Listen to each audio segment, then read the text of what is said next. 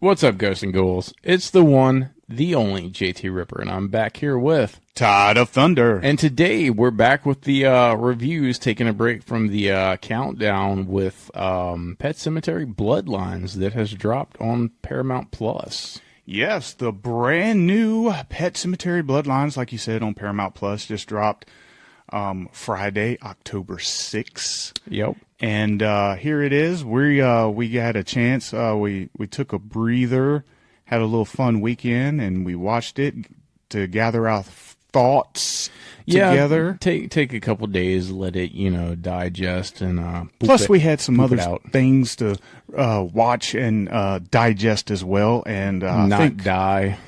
Yeah, not die. We had a little medical Yeah. scare. We had not to bum you guys out, but it is what it is. But it is what it is. But we're here to talk about the new installment of Pet Sematary today, which will be. I'm conflicted with the information I tried to get from this. A lot of people say it's the prequel to the remake from 2019.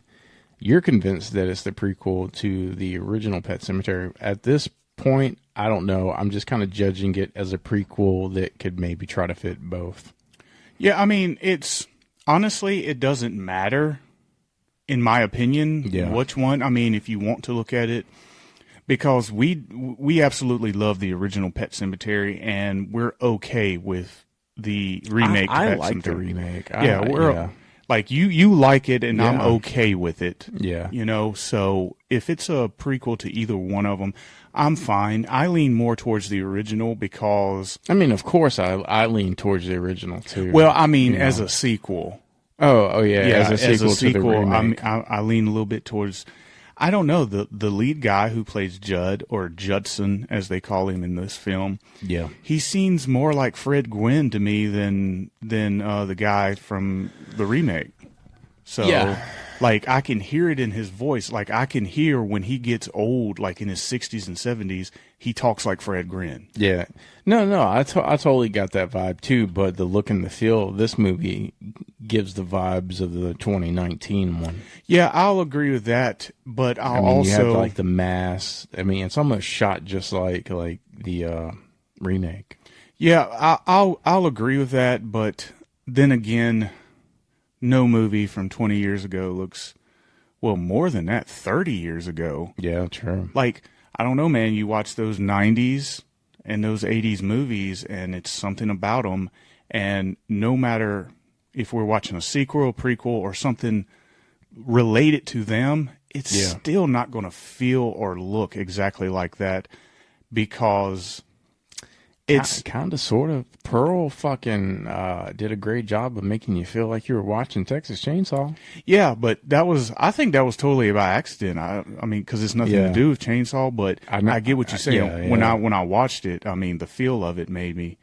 But then again, it might have to do with who's making it, who's the cinematographer. Yeah. But anyway, let's jump into this review. First of all, this is a prequel. Let me tell you a little bit of how the movie looks, like you said, just piggybacking off of that. Yeah. This movie, it does have it has like a dark tone to it. Not so much to where you can't see in the dark, but it's not, you know how some movies are bright and colorful.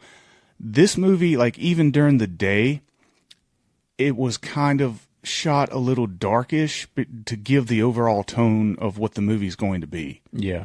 If that makes sense. Now, sometimes when they do this, like AVPR, it is terrible. Yeah. But this one, not so much. You could see it. It was lit exactly where it needed to be lit, and it was, dark when it needed to be dark to give you the kind of like that creepy feeling or whatever. Yeah, that. Yeah, I just want to go over the basics before we dive into the movie.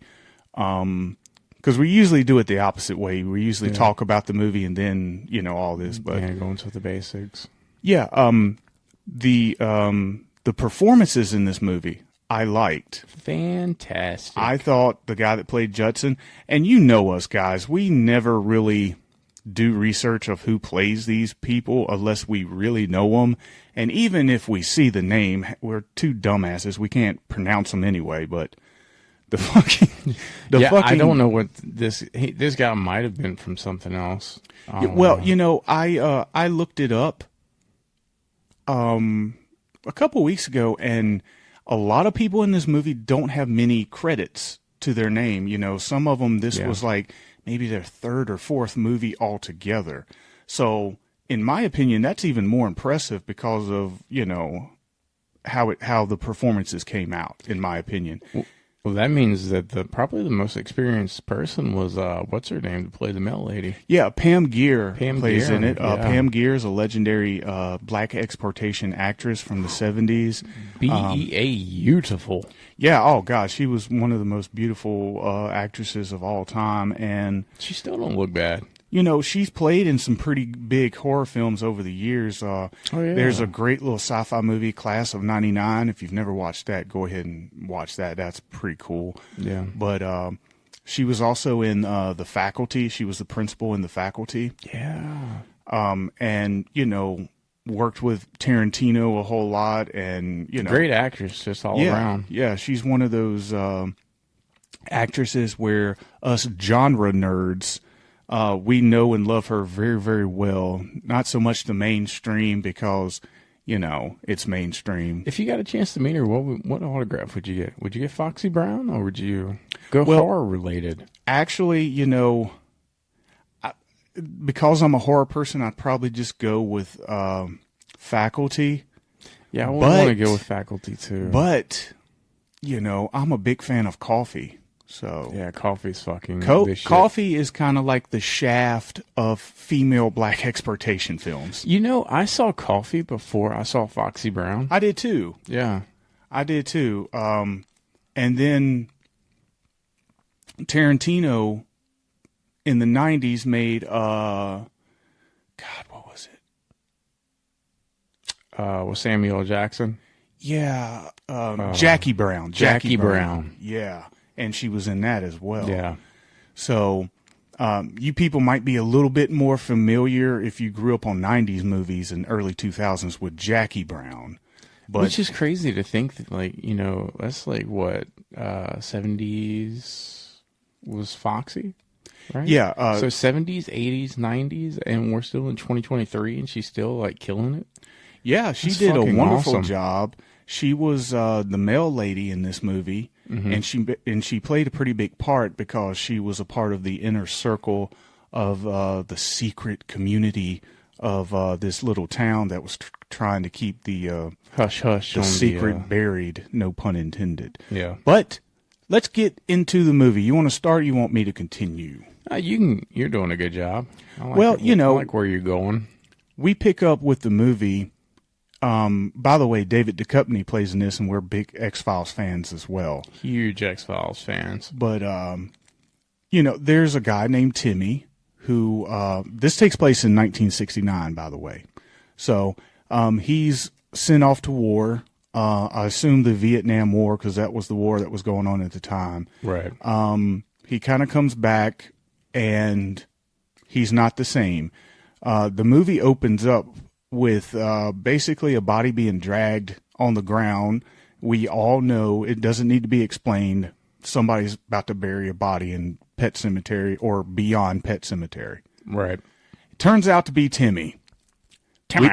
We don't know if he died. At this point, we don't know if he died in the war and they sent his body back, or if he came home and he's having PTSD from the war.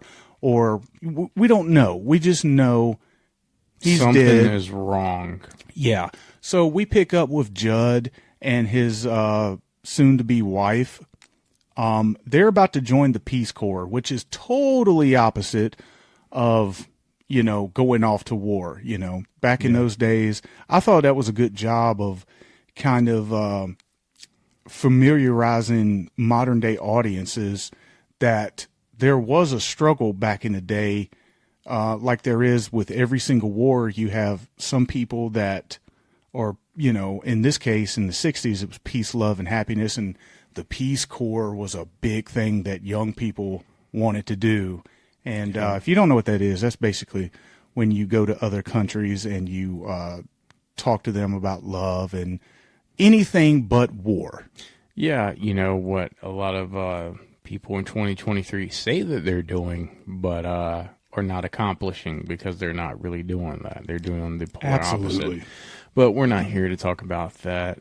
Yes, But, and Judd gets labeled a draft dodger, but you're really not 100% sure he's a draft dodger because, you know, it's like some debate back and forth, you know, your daddy paid him off, but it was no proof until later on. Yeah, I believe there was a mention of he had bone spurs in his foot. Is that what that's the excuse that they yeah. that the doctor quote unquote gave him, as he had bone spurs and couldn't perform. So they're basically set off to go away from the town of, what was the name of the town? Borough? Yeah, Borough.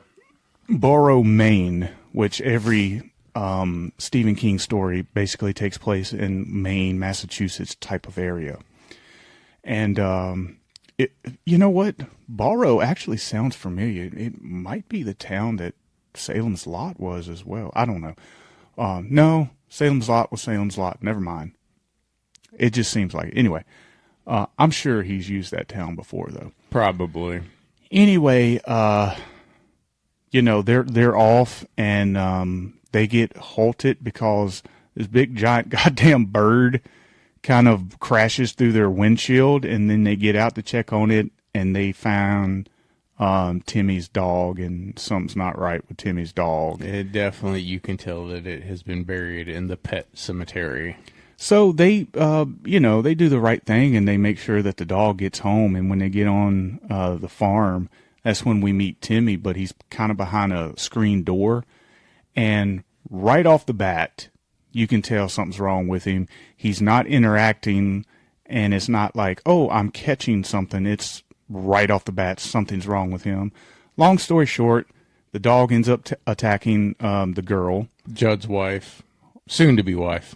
Bites her arm, tears it up real bad, and Timmy just does nothing. He doesn't call it off. Yeah, he watches it. He doesn't call it off or anything, and that was really cool because it reminded me of Pet Sematary 2 when the dog attacks the sheriff. Yeah. And the whole time the dog's attacking the sheriff is yelling, "Call it off, call it off." So I think that was a cool callback. Yeah, I think that was very intentional. Didn't he shoot the gun to stop the dog? Yeah, it was fired in the air. Yeah, he basically, you know, he did the very little minimum to get the dog off, but he shot it, and then he just let it come in the house, and then he just turned around and walked in, and he was no concern whatsoever. So the girl is kind of taken out of the film a little bit to go into the hospital to recover. Which is fine because we got a lot of characters. Yeah, that's perfectly fine. She still played a big part in this movie, so yeah, you know, we don't get caught up on that. You know, it's not like, you know, we hate Halloween Kills because Laurie Strode is in the hospital the whole movie. You know, there's nothing like that. We don't care as long as it's fucking you know, pertains to the story and it makes sense. You know, it is what it is. But that's when pretty much everybody in town kind of encounters Timmy at some point, right? Yeah. And they all get something ain't right with this boy. Yeah, and especially the people in the inner circle are like, fuck. Yeah, because they know, you know. They know what's up. And by the way, Henry Thomas is Judd's dad. And if you don't know who Henry Thomas